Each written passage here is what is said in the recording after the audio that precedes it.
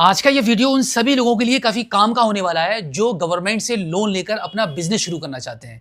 अगर आप पहले से कोई बिजनेस कर रहे हैं, आपको अपने बिजनेस में पैसा लगाना है, बिजनेस बड़ा बनाना है, या फिर आप एक नए बिजनेस को शुरू करने के बारे में सोच रहे हैं बट आपके पास पैसा नहीं है, तो आज का ये वीडियो आपके लिए काफ़ी कारगर साबित हो सकता है। क्योंकि आज की वीडियो में मैंने आपको इसका कंप्लीट प्रोसेस बताया है कि प्रधानमंत्री मुद्रा लोन योजना के तहत आप अपना एक नए बिजनेस को शुरू करने के लिए या पहले से जो बिजनेस कर रहे हैं उस बिजनेस में पैसा लगाने के लिए सरकार से आप एक अच्छा लोन कैसे ले सकते हैं, और वो भी बिना किसी गारंटी के, और वो भी कम से कम रेट ऑफ इंटरेस्ट पर।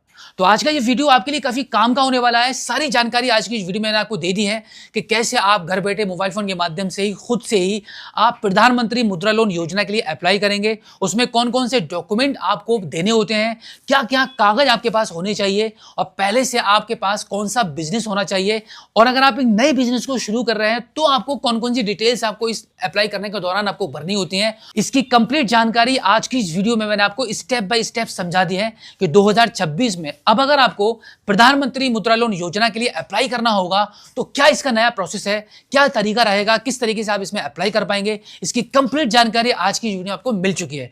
तो वीडियो में बने रहिए मेरे साथ। चलिए देखते हैं कि आप घर बैठे मोबाइल फोन के माध्यम से प्रधानमंत्री मुद्रा लोन योजना के लिए कैसे अप्लाई करेंगे। इसके लिए आप अपने मोबाइल फोन के गूगल पर टाइप करेंगे जनसमर्थ। उसके बाद जनसमर्थ की वेबसाइट का जो पहला लिंक आपको दिखाई देगा इस पर आप क्लिक कर देंगे।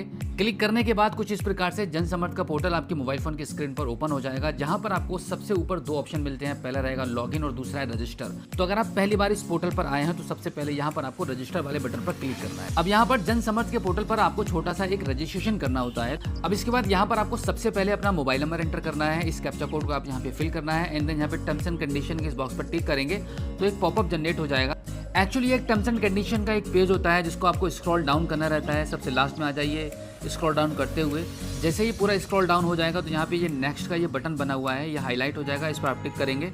इतना करने के बाद एक बार फिर से आपको टर्म्स एंड कंडीशन को एक्सेप्ट करने के लिए फिर से इसको स्क्रॉल डाउन करना होगा। लगभग 3 बार आपको ये प्रक्रिया करनी होती है। नेक्स्ट कर दीजिए। नेक्स्ट करने के बाद अब यहाँ पे डिस्क्लेमर का कॉलम आ जाएगा। तो अब यहाँ पे टर्म्स एंड कंडीशन के लास्ट में इस बॉक्स पर टिक करेंगे और इसको स्क्रॉल डाउन करेंगे। स्क्रॉल डाउन करने के बाद एग्री वाला बटन फिर से हाईलाइट हो जाएगा, इसको आप क्लिक कर दीजिए। इस पर क्लिक करने के बाद अब आप देखेंगे यहाँ पर अब आपको गेट OTP वाले ऑप्शन पर आपको क्लिक कर देना है। इतना करने के बाद आपने जो मोबाइल नंबर एंटर किया था, जिस नंबर के थ्रू आप अपना रजिस्ट्रेशन करने वाले हैं, उस नंबर पर एक OTP चला जाएगा। उस OTP को आप यहाँ पे एंटर करेंगे और सबमिट OTP वाले ऑप्शन पर आप क्लिक कर देंगे। OTP वेरीफाइड होने के बाद अब इस पोर्टल पर आपकी ईमेल आईडी भी रजिस्टर करने के लिए आपको ऑप्शन मिल जाएगा। आप चाहो तो यहाँ पे ईमेल आईडी एंटर करके आप OTP सबमिट करेंगे, ईमेल आईडी भी रजिस्टर्ड हो जाएगी। आप चाहो तो उसको यहाँ पे स्किप भी कर सकते हो। तो इस प्रकार से जनसमर्थ के पोर्टल पर आपका रजिस्ट्रेशन कंप्लीट होने के बाद आप सक्सेसफुली लॉगिन हो जाएंगे। लॉगिन होने के बाद आप देखेंगे गवर्नमेंट की जनसमर्थ पोर्टल पर जितनी भी लोन की स्कीम चल रही है वो सब आपको शो हो जाएंगी। जहाँ पे आप देखेंगे आपको एक स्कीम मिलेगी बिजनेस एक्टिविटी लोन, क्योंकि आपको आपके बिजनेस को आगे बढ़ाने के लिए, बिजनेस चलाने के लिए आपको लोन लेने की ज़रूरत पड़ रही है सरकार से। तो यहाँ पर बिजनेस एक्टिविटी लोन वाले ऑप्शन पर चेक एलिजिबिलिटी वाले ऑप्शन पर आप क्लिक करेंगे। इतना करने के बाद आप देखेंगे कुछ ऑप्शंस यहाँ पर आ जाएंगे, कुछ सवालों का जवाब आपको यहाँ पे देना होता है आपकी एलिजिबिलिटी चेक करने के लिए। तो आपको क्या करना होगा, यहाँ पे कुछ ऑप्शन मिल रहे हैं जिसमें से अदर बिजनेस लोन वाले ऑप्शन को आप चूज कर लेंगे तो कुछ और भी ऑप्शन निकल कर आ जाएंगे, जहाँ पर आपको ये बताना होता है कि आप ये जो बिजनेस कर रहे हैं वो किस टाइप का बिजनेस है। आप पहले से बिजनेस कर रहे हैं या फिर आप एक नया बिजनेस शुरू करने वाले हैं। तो हमारे केस में हमारा एग्जिस्टिंग बिजनेस चल रहा है तो हम इस वाले ऑप्शन को चूज कर लेते हैं। अब आगे आपसे पूछा जा रहा है कि क्या आप कम से कम 8वां पास हैं, आपने 8वीं तक की पढ़ाई की हुई है। अगर की है तो आप यस वाले ऑप्शन को चूज़ करेंगे, अदरवाइज नो कर देंगे। इसी के साथ में अगर आपने कोई EDP ट्रेनिंग ली हुई है तो यस करेंगे, अदरवाइज नो कर देंगे। एंड देन आगे आपसे पूछा जा रहा है कि आपके बिजनेस का क्या नेचर है, मैन्युफैक्चरिंग कर रहे हैं, सर्विस दे रहे हैं या फिर आप ट्रेडिंग कर रहे हैं। तो यहाँ पर हम ट्रेडिंग प्रोवाइड करा रहे हैं तो ट्रेडिंग वाले ऑप्शन को चूज़ कर लेते हैं। अब यहाँ पे अपना जेंडर चूज़ करेंगे, इसके बाद सोशल कैटेगरी चूज़ कर लेंगे। एंड देन अगर आप कोई आपकी फैमिली में या फिर आप कोई एक्स सर्विस मैन है या फिर फिजिकली हैंडीकैप्ड हैं तो येस और नो में आंसर देंगे। एंड देन आप देखेंगे इसके बाद कुछ स्टेट्स के नाम आपको शो कर रहे हैं, जितने भी राज्यों के नाम यहाँ पर शो कर रहे हैं। अगर आप इनमें से किसी भी राज्य से बिलोंग करते हैं तो आप येस करेंगे, अदरवाइज नो कर देंगे।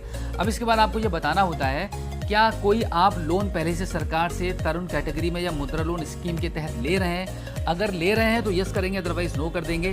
अब इसके बाद आपको आपका लोकेशन चूज करना होता है कि क्या आप अर्बन से बिलोंग करते हैं या रूरल से बिलोंग करते हैं। एंड देन अब यहाँ पर आपको एप्लीकेंट टाइप चूज करना होता है तो इस पर टिक करके इंडिविजुअल चूज कर लेंगे। अब यहाँ पर आपको आपके प्रोजेक्ट की कॉस्ट आपको बतानी होती है कि आप कितना लोन लेना चाहते हैं। तो जैसे कि हमें यहाँ पे लगभग 15 लाख रुपए की लोन की रिक्वायरमेंट है, तो हमने यहाँ पे 15 लाख एंटर कर दिए हैं।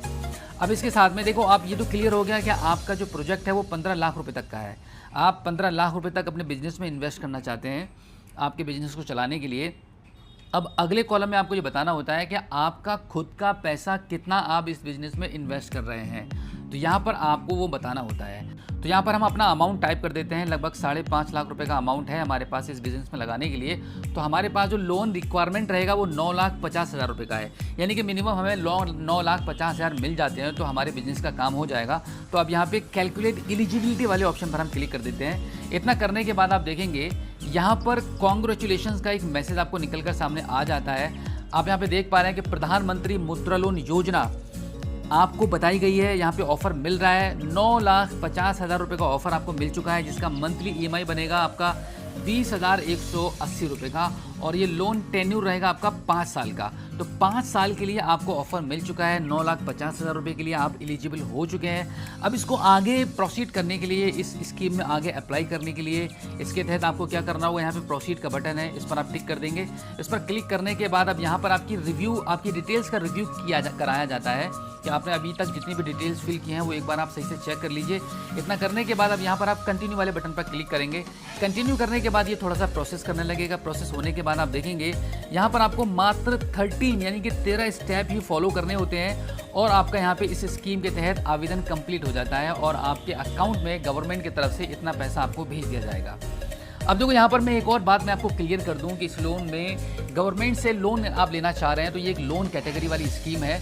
तो किसी भी कंपनी से आप लोन ले रहे हैं, प्राइवेट कंपनी से ले रहे हैं, गवर्नमेंट से ले रहे हैं, बैंक से ले रहे हैं, किसी से भी ले रहे हैं, आपको लोन मिलेगा या नहीं मिलेगा ये कोई गारंटी नहीं होती है। ये डिपेंड करता है आपके सिविल स्कोर पर।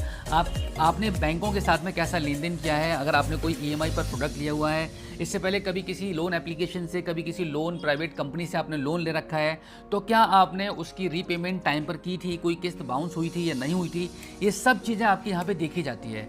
अगर आपका सिविल स्कोर जितना ज़्यादा अच्छा होगा उतना ही कम रेट ऑफ इंटरेस्ट पर सरकार से भी आपको लोन मिलेगा, और उसी के साथ साथ आपको ज़्यादा लिमिट ऑफर की जाएगी।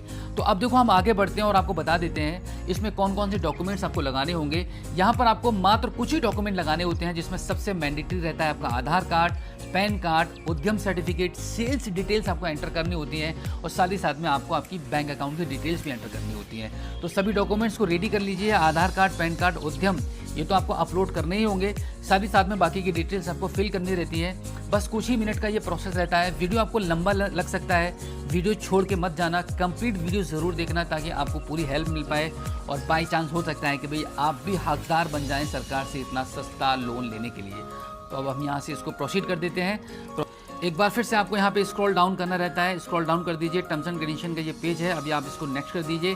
नेक्स्ट करने के बाद इनकम टैक्स की डिटेल्स भी फिर यहाँ पर आ जाती हैं, तो यहाँ पर आप इसको स्क्रॉल डाउन करेंगे और नेक्स्ट कर देंगे। अब यहाँ पर आप देखेंगे, यहाँ पे फिर से स्क्रॉल कर दीजिए।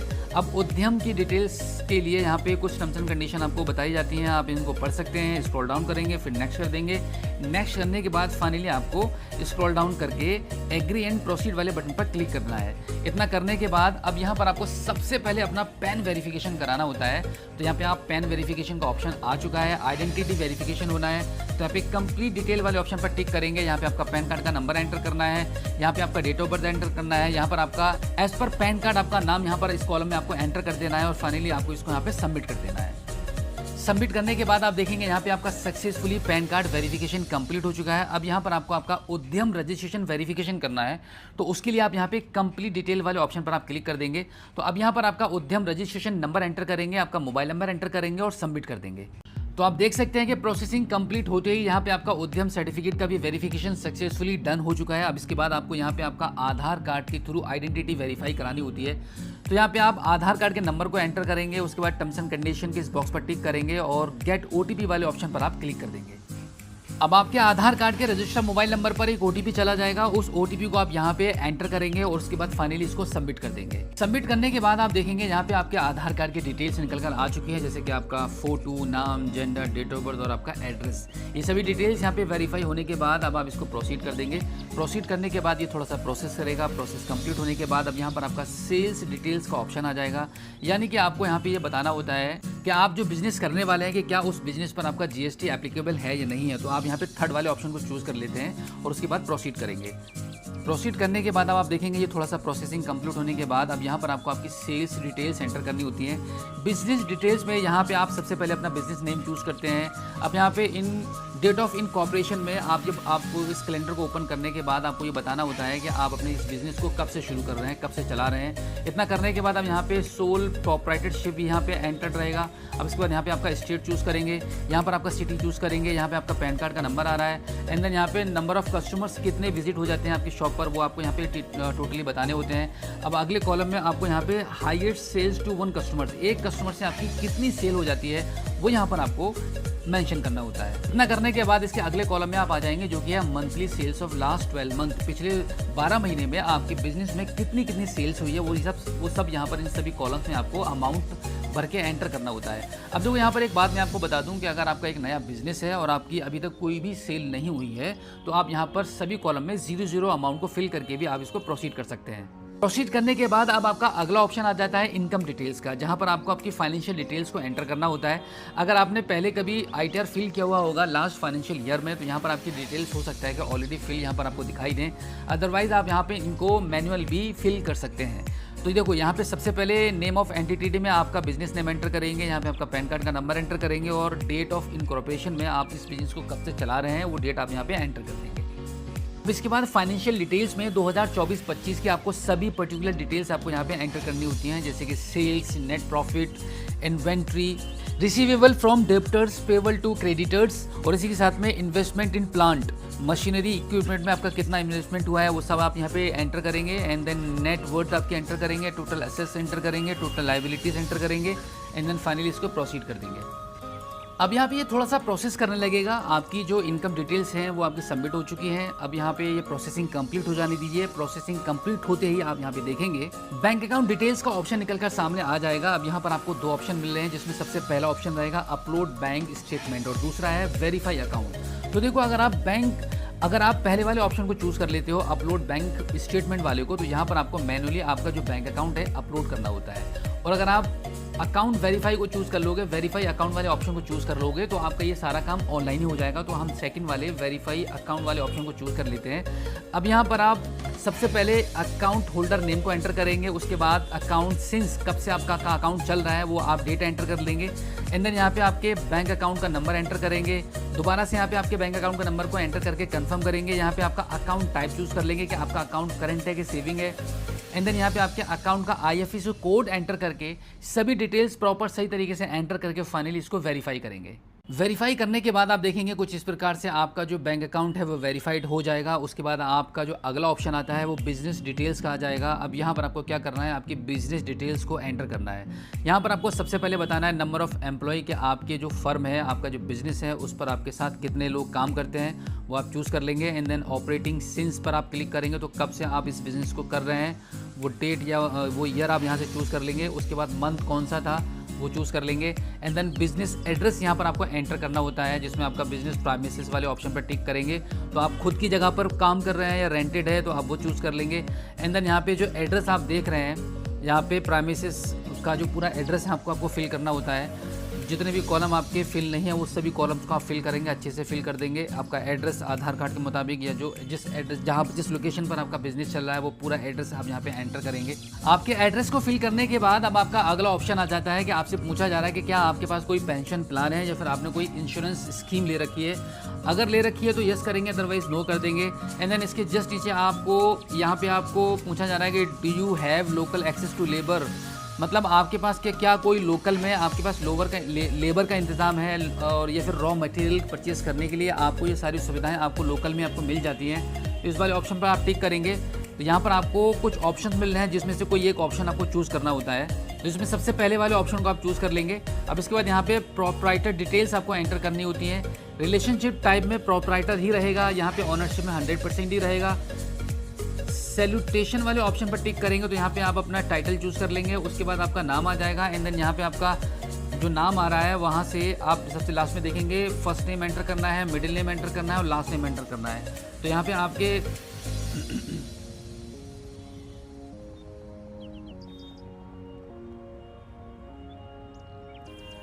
अब इसके बाद आप देखेंगे आपको आपका नाम एंटर करना है, फर्स्ट नेम एंटर यहाँ।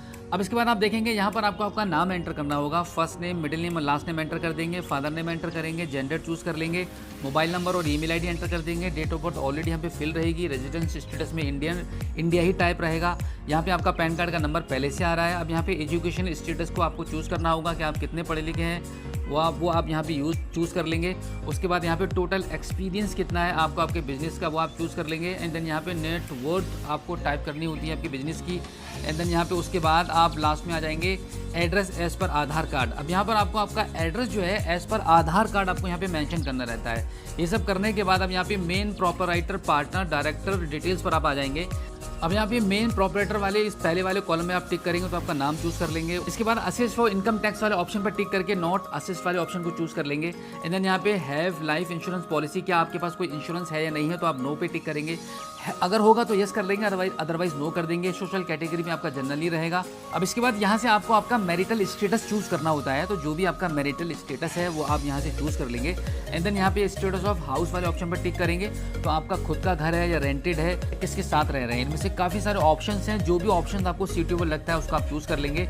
उसके बाद नंबर ऑफ डिपेंडेंट, आपकी फैमिली में आपके ऊपर कितने लोग डिपेंडेंट हैं वो आप चूज करेंगे। एंड देन आपके साथ आपकी फैमिली में कितने लोग अर्निंग कर रहे हैं वो आप चूज कर लेंगे और फाइनली इसको आप प्रोसीड कर देंगे। तो आप देखेंगे कुछ इस प्रकार से आपका डेटा यहाँ पे सेव हो जाएगा। और अगला ऑप्शन आ जाता है एसोसिएट कंसर्न का, तो आप इसको नो वाले ऑप्शन पर टिक कर दीजिए और प्रोसीड कर दीजिए।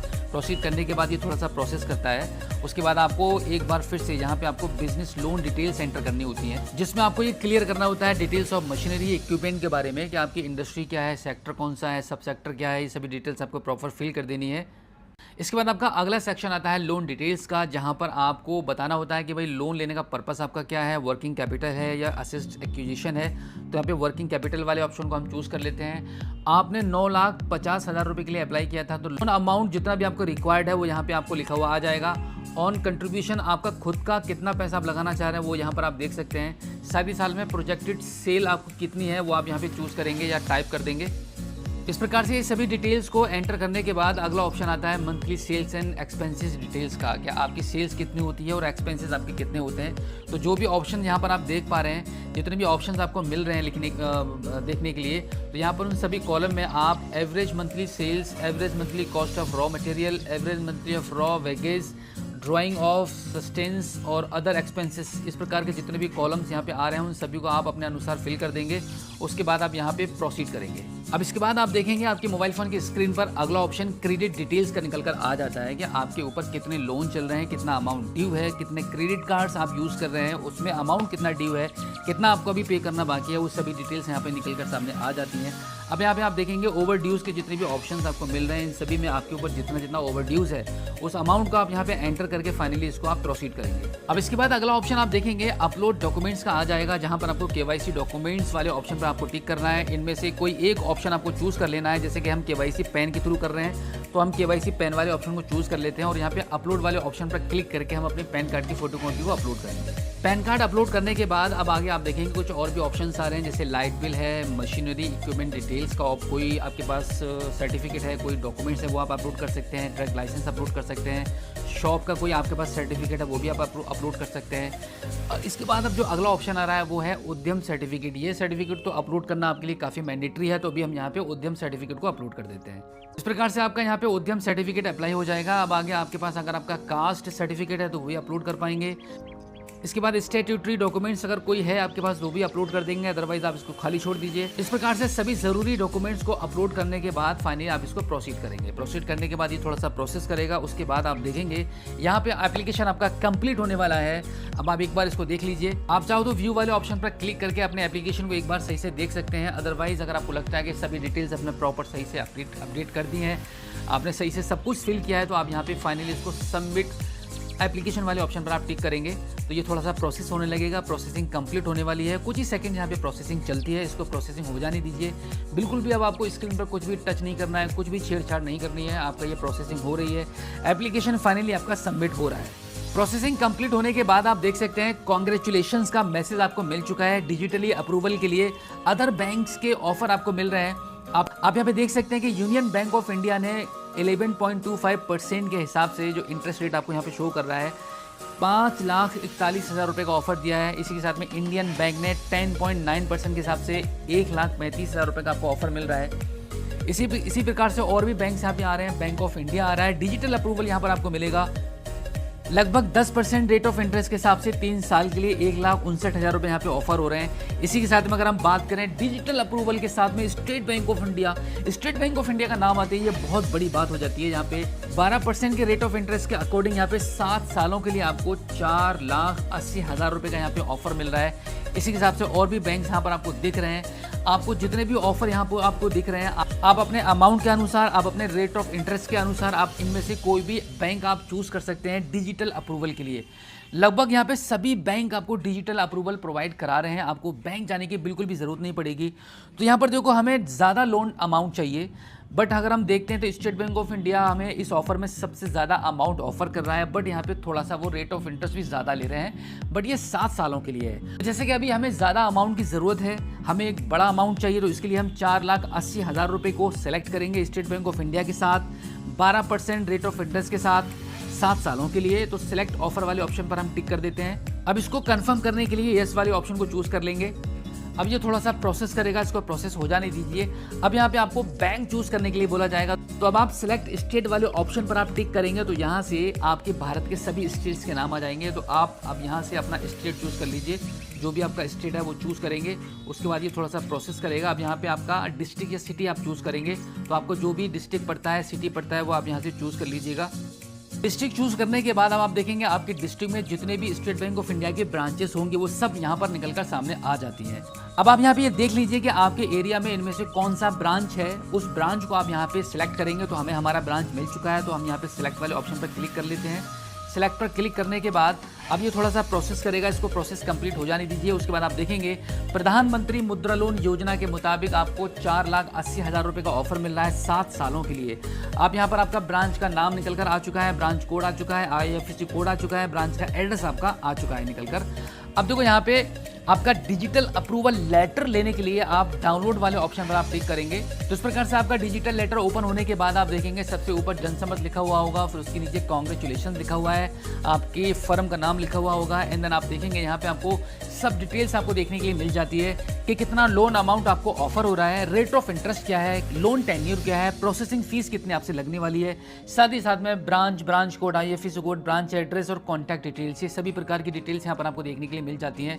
अब आपको कुछ नहीं करना है, बस आपको वेट करना है। बहुत जल्दी बैंक के अधिकारी आपको संपर्क करेंगे और आपके बिजनेस पर, आपका जो प्राइमिसेस है, जहाँ पर आपका बिजनेस चल रहा है, जहाँ पर आपकी फर्म चल रही है, जहाँ पर आप अपना धंधा कर रहे हैं, वहाँ पर आपको विजिट करेंगे और आपकी इंक्वायरी करेंगे, वेरिफिकेशन किया जाएगा, बाकी के डॉक्यूमेंट्स आपके मांगे जाएंगे। सभी डॉक्यूमेंट्स कंप्लीट करके आप बैंक को प्रोवाइड करा देंगे और ये जो अमाउंट है वो आपके अकाउंट में सैंक्शन कर दिया जाएगा। तो बिल्कुल इसी प्रकार से 2026 में प्रधानमंत्री मुद्रा लोन योजना के लिए घर बैठे मोबाइल फोन के माध्यम से आप अप्लाई कर पाएंगे। तो अगर आपको भी एक नया बिजनेस शुरू करना है, आप पहले से कोई बिजनेस कर रहे हैं, उसमें आपको पैसा लगाना है, उसके लिए आपको सरकार से लोन चाहिए, तो प्रधानमंत्री मुद्रा लोन योजना से बेस्ट कोई योजना नहीं है। इस योजना के अंतर्गत आपको मैक्सिमम 20 लाख रुपए तक का लोन मिल जाता है और वो भी बिना किसी गारंटी के। बहुत ही मिनिमम डॉक्यूमेंटेशन पर आपको ये लोन प्रोवाइड सरकार कर रही है। तो उम्मीद करता हूं कि आज की इस वीडियो में जो जानकारी मैंने आपके साथ शेयर की है, आई होप आपको काफी अच्छी लगी होगी।